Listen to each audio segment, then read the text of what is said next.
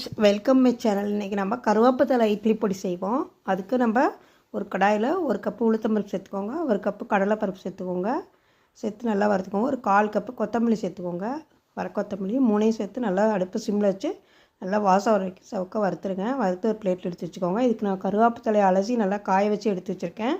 இது நம்ம இட்லி, தோசை, சாதம் எல்லாத்துக்கும் சாப்பிடலாம். கொஞ்சம் பெருங்காயம் சேர்த்துக்கோ, கட்டி பெருங்காயம் 2 சேர்த்துருக்கேன். நான் சேர்த்து வறுத்து ஒரு பிளேட்டில் எடுத்து வச்சாச்சு.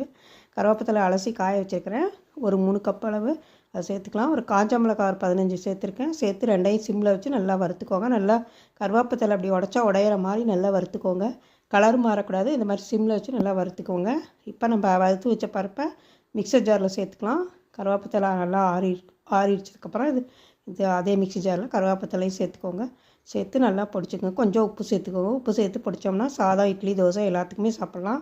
பிடிச்சிருந்தால் லைக் பண்ணுங்கள், ஷேர் பண்ணுங்கள், கமெண்ட் பண்ணுங்கள், சப்ஸ்கிரைப் பண்ணுங்கள். தேங்க்ஸ் ஃபார் வாட்சிங்.